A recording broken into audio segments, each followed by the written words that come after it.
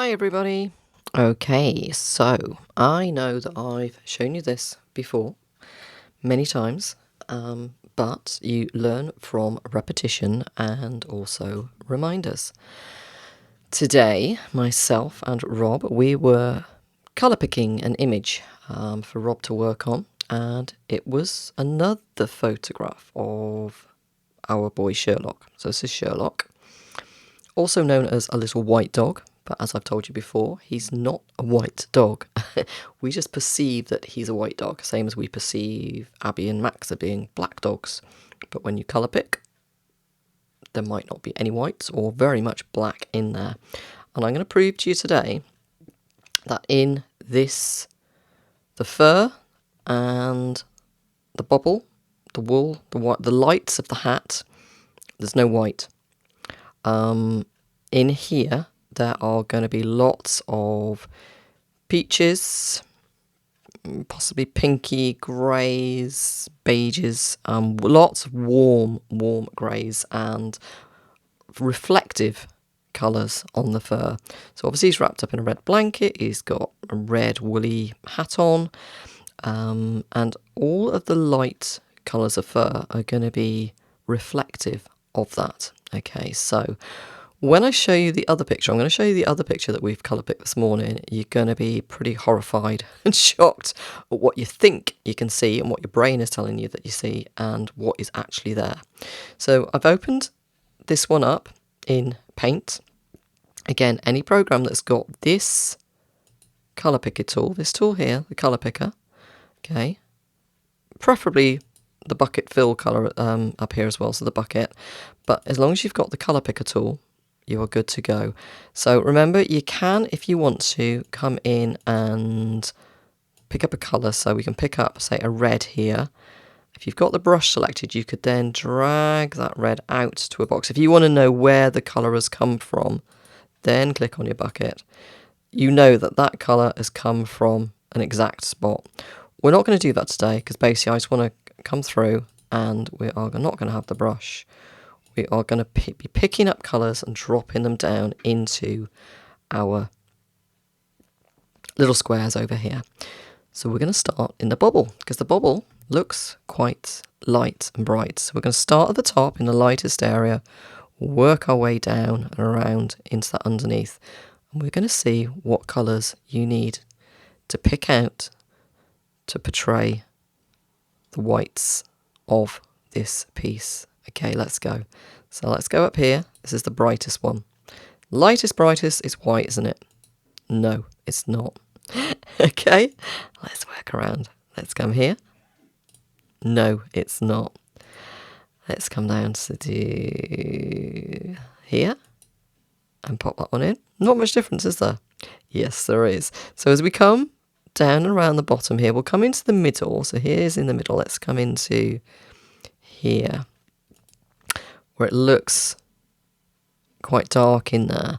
So can you see that it's quite pinky? And that's because it's reflecting the wool, the red wool of the hat itself. So if I come in here, this time, can you see how much pinkiness is reflecting? So it's kind of like a warm pinkish grey. It's the best way of describing it. Let's come down around the right hand side of the bobble. Work our way down.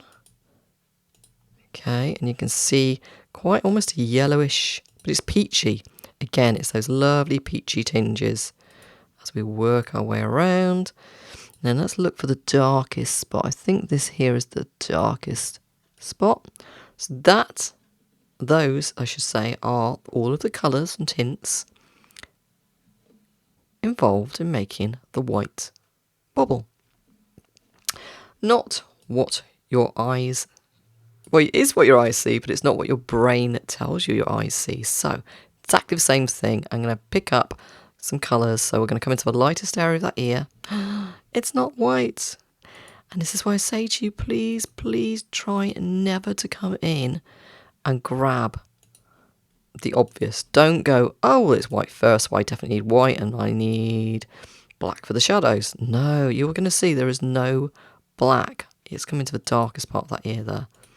Even that is not black. It's a very, very dark very, very dark reddish brown. Okay, so it's a shade.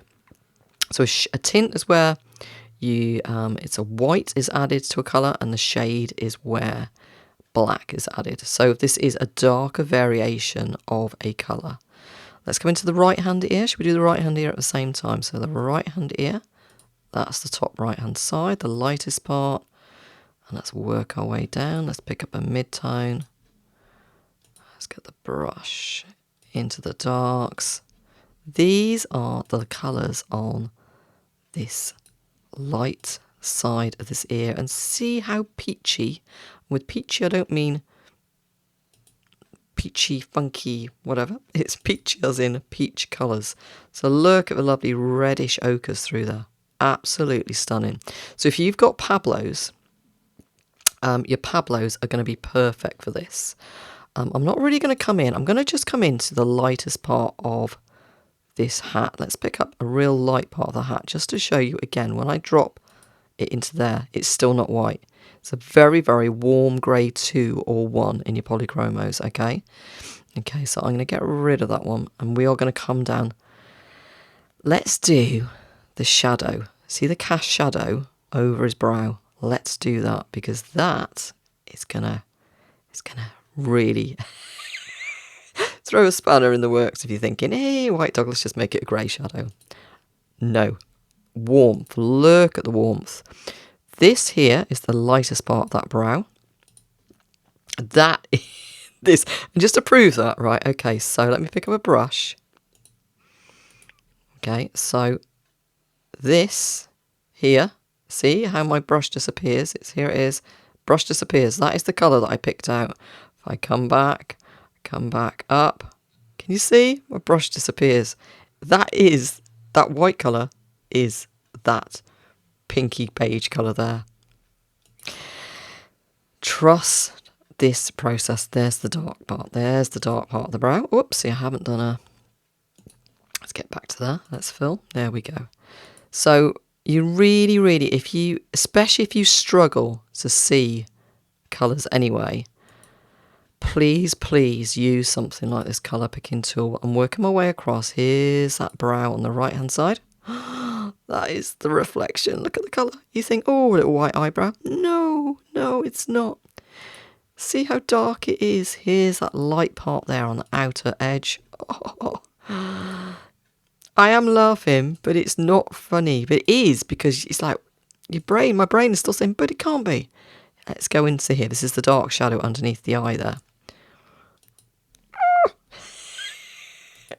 I am laughing because it gets me every time I do this. And we'll just come into this shadow here. Let's come into the light part. There's the lightest part.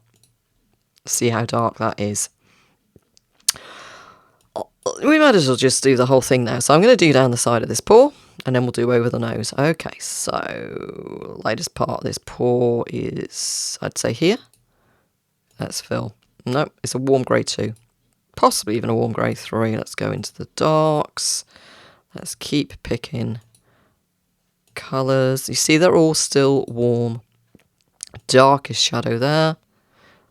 Doesn't even look like... You'd think, oh, I've got to pick up a warm grey 4 or something there. No. It's still reflecting some of these reds and browns that are surrounding it. So this bit here is behind the brown reindeer head. So that is reflecting a bit of brown. What else can we grab hold of there? Same colours, I'm just repeating that now. So let's come over and over the nose.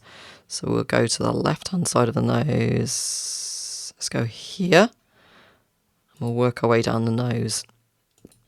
So if I just come from here down to here, and you think, oh, there's not much variation, there really is. Between that little spot here and here, we go from this warm grey to this deeper beige. So like I said, if you've got the Pablos, these are your beige, brownish beige, your ash grey, your apricot. If it's your polychromos, you're bringing in, again, mixes with your cinnamon, your corals, your bister, possibly back into your Pablos. You've got your cocoa, some of your I lost track there. Right, I'm going to do a little bit of the pink of the nose, the skin there. Some of your luminance would be beautiful for this. I'm just picking out some colours of the nose there. Wow. That's not even the darkest part. This is the darkest part of the nose. There. So the darks, wow, but they're still not black. They're still not black. Tell you what we didn't do was pick out the white of the eye. Let me just pick out the white of the eye. And I'll drop that one there.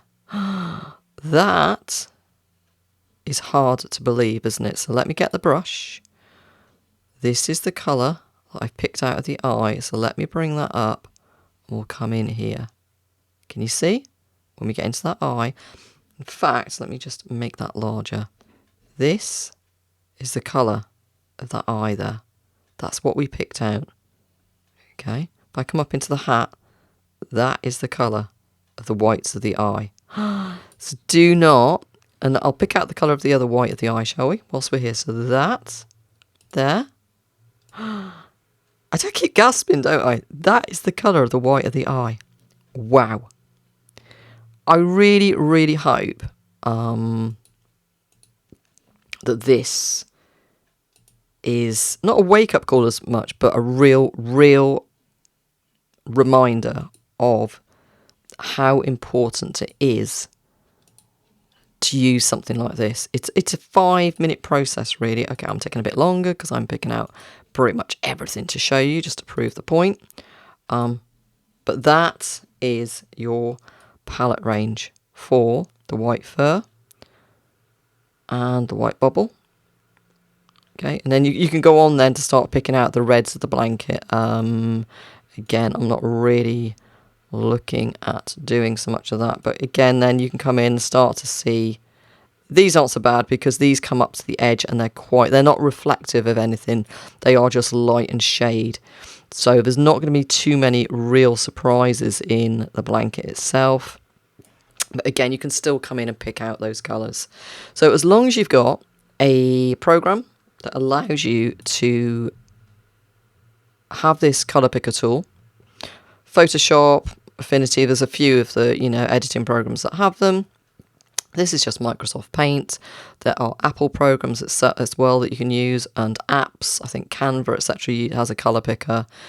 And Canva, I think, has got a colour palette tool which will pick out the main colours for you automatically anyway. But this is white fur. So this was partly to answer, we've got one of our members that submitted a critique for the month to do with white fur. And I wanted to show the subtleties of some of the colours that you should be pulling out of your materials, whether it's pencils, pastels, paints, whatever it is. These are the ones that you want to mix to. And you can do this and then print off this palette, then colour match up to these little blocks. Please do use this tool. It's very, very helpful and important. That you understand that this tool is there for you, especially if you're struggling, but even more so as well if you are experienced and you think, yeah, I've been doing this for years, like Lisa. She knows what she's doing. She doesn't need to do this. But when I do this, and believe me, when I show you the next picture, you are so going to be shocked. I'm probably going to not giggle, but I'm going to go at every single colour I pick out of the next one, even though I've already done it once. Okay, so I hope that helps. And yeah, please remember to use the tool. Okay.